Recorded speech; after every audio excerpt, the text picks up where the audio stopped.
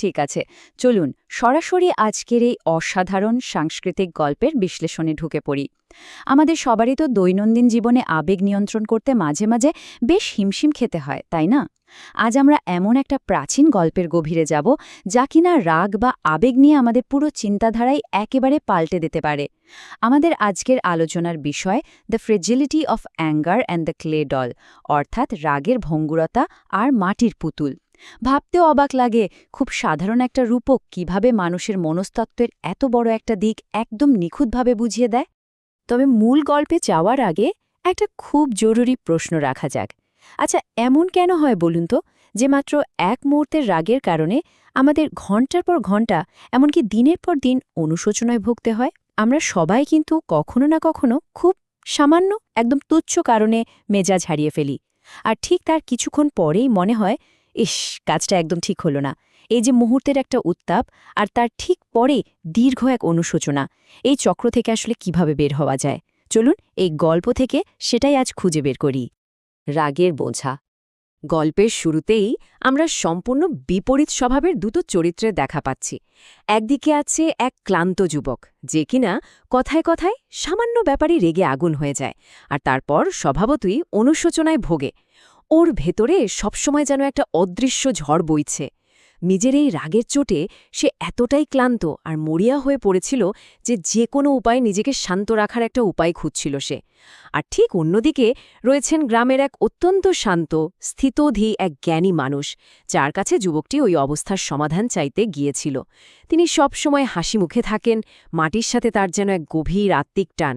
যুবকটির ভেতরের ওই অস্থিরতার সাথে জ্ঞানী মানুষটির এই যে অদ্ভুত এক প্রশান্তি, এটাই কিন্তু এই গল্পের মূল ভিত্তি। মাটির পুতুলের পরীক্ষা, একটি অদ্ভুত সমাধান। যুবকটি যখন তার কাছে গিয়ে নিজের এই রাগের সমস্যার কথা জানাল, জ্ঞানী মানুষটি কিন্তু তাকে দীর্ঘ কোনো জ্ঞানগর্ভ উপদেশ দিলেন না। বদলে তিনি দিলেন এক অদ্ভুত 7-ডে চ্যালেঞ্জ বা 7 দিনের পরীক্ষা। তিনি যুবকটির হাতে খুব সাধারণ ভঙ্গুর একটা মাটির পুতুল ধরিয়ে দিলেন, আর জুড়ে দিলেন অত্যন্ত কঠিন একটা শর্ত। শর্তটা কি? আগামী 7 দিন যেখানেই যেতে হবে, এই মাটির পুতুলটাকে সাথে রাখতে হবে। আর সবচেয়ে বড় কথা হলো, পুতুলটা যেন কোনোভাবেই না ভাঙে। তিনি বললেন, যদি 7 দিন পর এই পুতুলটা একেবারে অক্ষত থাকে, তবেই তিনি ওই শান্ত হওয়ার গোপন উপায়টা বলে দেবেন। একবার ভাবুন তো ব্যাপারটা, সামান্য একটা মাটির পুতুল কিভাবে একজন রকচটা মানুষের রাগ কমানোর ওষুধ হতে পারে। অবাক করার মতো, তাই না? 7 দিনের যাত্রা, পুতুল রক্ষার লড়াই। এই 7 দিনে আসলে কি ঘটেছিল তা জানলে রীতিমতো কৌতূহল জাগে। প্রথম দিন রাস্তায় কেউ একজন যুবকটিকে সজোরে ধাক্কা দিল। স্বাভাবিকভাবেই তার তো রেগে ফেটে পড়ার কথা। এরপর তৃতীয় দিন কেউ একজন তাকে উদ্দেশ্য করে খুব খারাপ, একদম অপমানজনক একটা কথা বলে বসল। পরিস্থিতিগুলো কিন্তু ক্রমশ আরও উস্কানিমূলক হয়ে উঠছিল। কিন্তু সপ্তম দিনের মাথায় ঘটল এক অবিশ্বাস্য ঘটনা। যুবকটি ঠিকই সেই জ্ঞানী মানুষের কাছে ফিরে এলো, আর অবাক করা বিষয় হল, তার হাতের সেই মাটির পুতুলটা সম্পূর্ণ অক্ষত। এতগুলো প্ররোচনা, এত উস্কানির পরেও সে প্রতিবারই রাগের বদলে নীরব থাকাকে বেছে নিয়েছিল। কিভাবে সম্ভব হলো এটা? এখানে সবচেয়ে ইন্টারেস্টিং পয়েন্টটা হলো ওই যুবকের ভেতরের মানসিক পরিবর্তনের ধাপগুলো। দেখুন, প্রথম ধাপে বাইরের কোনো প্ররোচনা আসে, এই ধরুন ধাক্কা লাগা বা অপমানিত হওয়া। দ্বিতীয় ধাপে ঠিক আগের মতোই উল্টে ঝগড়া করার একটা প্রবল তাগিদ তার ভেতর থেকে জেগে ওঠে। কিন্তু আসল ম্যাজিকটা ঘটে তৃতীয় ধাপে। ঠিক সেই মুহূর্তে তার একটা আকস্মিক উপলব্ধি হয়, এই যে এখন প্রতিক্রিয়া দেখানো বা ঝগড়া করতে যাওয়া, তার মানেই তো হাত থেকে এই পুতুলটা পড়ে যাওয়া আর ভেঙে টুকরো টুকরো হয়ে যাওয়া। তাই সে সম্পূর্ণ একটা নতুন পথ বেছে নেয়। সে নীরবে পুতুলটাকে রক্ষা করে আর সেখান থেকে সোজা হেঁটে চলে আসে। তার অগ্রাধিকার এখন আর বাইরের দুনিয়ার সাথে লড়াই করা নয়, বরং নিজের হাতের জিনিসটাকে সযত্নে রক্ষা করা। দারুণ একটা শিফট, তাই না? গোপন অর্থ, আসল রহস্যের উন্মোচন। সফলভাবে ফিরে আসার পর যুবকটি জানালো যে রাগ করার অনেক সুযোগ তার সামনে এসেছিল ঠিকই, কিন্তু সে কেবল পুতুলটাকে বাঁচানোর চিন্তাতেই নিজেকে নিয়ন্ত্রণ করেছে। ঠিক তখনই জ্ঞানী মানুষটি একটা অসাধারণ গভীর কথা বললেন, আমাদের মনটাও ঠিক এই মাটির পুতুলের মতোই। ব্যাস এই একটা মাত্র বাক্যের মাধ্যমে তিনি হাতের ওই সাধারণ জড়বস্তুটাকে মানুষের মনস্তত্ত্বের সাথে একেবারে গেঁথে দিলেন।